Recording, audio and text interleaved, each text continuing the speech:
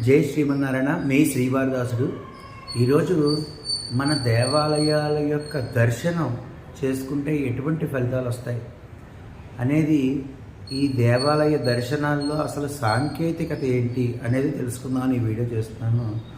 ముందుగా దేవాలయంలో మూల విరాట్ మూర్తి అంటే స్వామివారు కానీ అమ్మవారు కానీ ఆ యొక్క విగ్రహం ప్రతిష్ఠ చేసేటప్పుడు భూమిలో ఎలక్ట్రోమాగ్నెటిక్ వేవ్స్ ఎక్కడైతే కలుస్తాయో ఆ విధంగా అక్కడ ప్రతిష్ఠ అనేది జరుగుతుంది.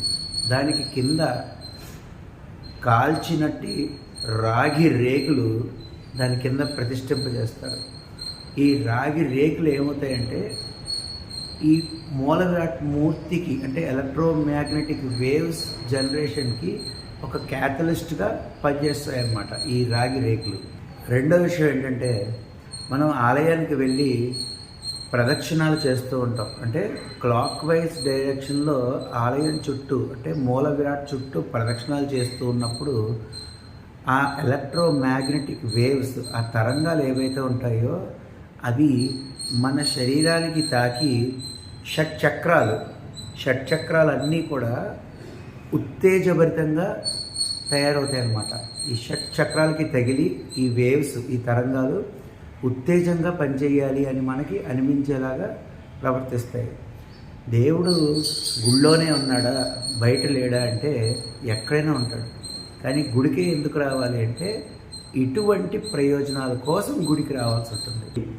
పూర్వం మన పెద్దలు ఏం చెప్పారంటే, ఆలయానికి వెళ్ళినప్పుడు అంటే సహజంగా పుట్టినరోజు, పెళ్లి రోజు, ఇటువంటి పండగలప్పుడు ఏం చేస్తాం, శుభ్రంగా రెడీ అయ్యి ఆభరణాలు అంటే నెక్లెస్లని, ఇలాంటి ఆభరణాలు, ఆడవాళ్ళు మగవాళ్ళు నెక్లెస్లు, ఇలాంటి బంగారు ఆభరణాలు ధరించి వెళ్ళమనేవారు.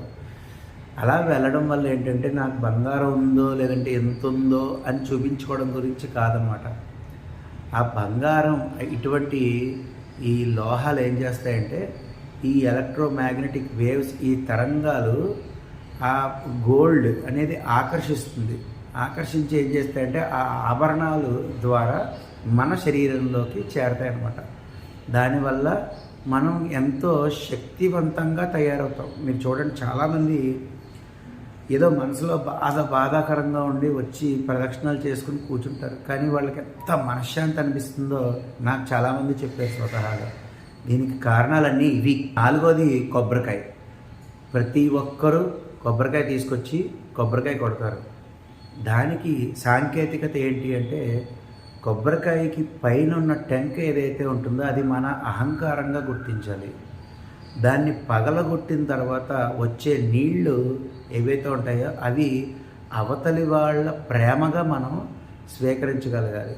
అంతేకాకుండా లోపల కొబ్బరికాయ కొట్టిన తర్వాత లోపల ఉన్న కొబ్బరి కల్మషం లేని మన మనసు, కల్మషం లేని భక్తిగా గుర్తించాలి. ఇది కొబ్బరికాయ కొట్టడంలో ఉన్న సాంకేతికత. ఇంకా మంత్రోచ్చారణలు అంటే మంత్రాలు. ఇవి ఏ విధంగా అంటే, ఉదాహరణకి మనం ఒక సెల్ ఫోన్ నంబరు గుర్తుంచుకోవాలనుకుంటే 9494 ఇలాగ మనం గుర్తుంచుకుంటాం. డేటా సేవ్ చేసుకుంటాం మన బ్రెయిన్లో. న్యూరాన్లకి అందించి ఆ డేటాను మనం సేవ్ చేసుకుని నిద్ర లేవగానే కూడా చెప్పగలం. అదేవిధంగా ఈ మంత్రాలన్నీ కూడా ఒక క్రమబద్ధీకరణతో అమర్చబడి ఉంటాయి.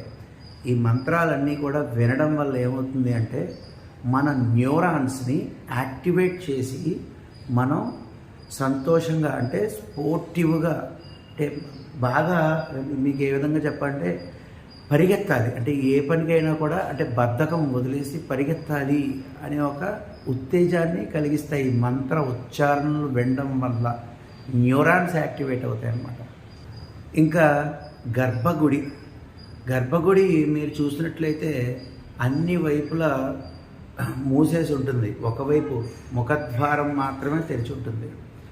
ఎందుకంటే ఆ శక్తి ఏదైతే ఉంటుందో, ఎలక్ట్రోమాగ్నెటిక్ వేవ్స్, ఈ శక్తి ఏదైతే ఉంటుందో ఆ శక్తి మెయిన్ ద్వారం అంటే ముఖద్వారం నుండి బయటికి ప్రసరిస్తూ ఉంటుంది. అందుకనే మీరు చూసారు, ఎప్పుడైనా ఆలయంకి వెళ్ళినప్పుడు ఎదురుగుండా నించోకండి, పక్కకు నించోండి అంటారు.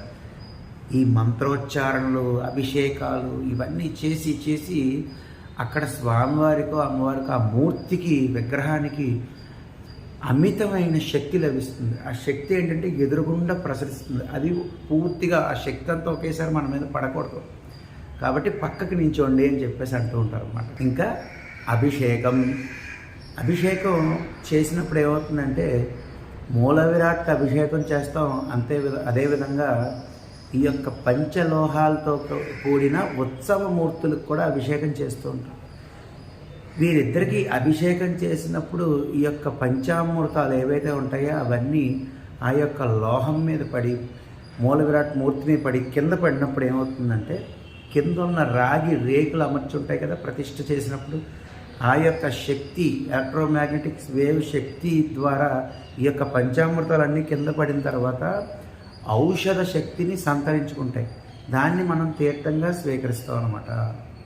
ఇంకా హారతి అంటే పచ్చకర్పూరంతో హారతి ఇచ్చినప్పుడు ఈ యొక్క పచ్చకర్పూరానికి ఎన్నో ఔషధ గుణాలు ఉంటాయి. హారతి ఇచ్చిన తర్వాత ఆ హారతిని ఇలా ముట్టుకుని ఇలా కంటికి అంటించుకుంటే కనుక ఆ వెచ్చదనం కంటికి తగిలి మనకి మంచి జరుగుతుందన్నమాట.